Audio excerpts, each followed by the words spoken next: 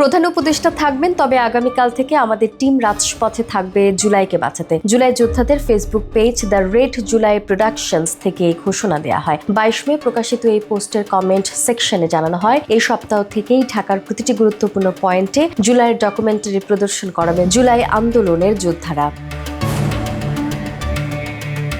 ঢাকার রাজপথের যোদ্ধাদের জুলাইকে বাঁচাতে যোগ দেওয়ারও আহ্বান জানানো হয় এতে। এই প্রেক্ষিতে 23 মে অন্য একটি ফেসবুক পোস্টে বিকেল 5টায় টিএসসি ক্যাফেটেরিয়া মাঠে সমাবেশ ডাকা হয়েছে। এই পোস্টে বলা হয়, ঢাকা জেলা থেকে যারা আমাদের টিমকে সার্বিকভাবে সহায়তা ও টিমের সাথে যুক্ত হতে চান চলে আসবেন বিকেল 5টায়। আজকে মিটিং হবে, সাথে বিস্তারিত আলোচনা হবে।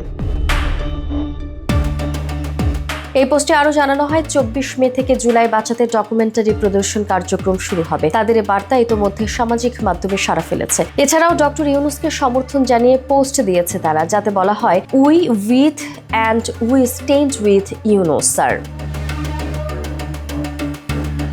দ্য রেড জুলাই প্রোডাকশনস পেজটি জুলাই আন্দোলনকে উজ্জীবিত রাখতে প্রায়ই জুলাইয়ের বিভিন্ন ডকুমেন্টারি প্রকাশ করে থাকে। সাম্প্রতিক সময়ে সেনাপ্রধানের নির্বাচন নিয়ে কড়া বার্তা, ডক্টর ইউনূসের পদত্যাগের সিদ্ধান্ত, রাজনৈতিক দলগুলোর নানা তৎপরতা সবকিছু মিলিয়ে শ্রেষ্ঠ জটিল পরিস্থিতিতে সোচ্চার অবস্থানে আছে এই পেজটি।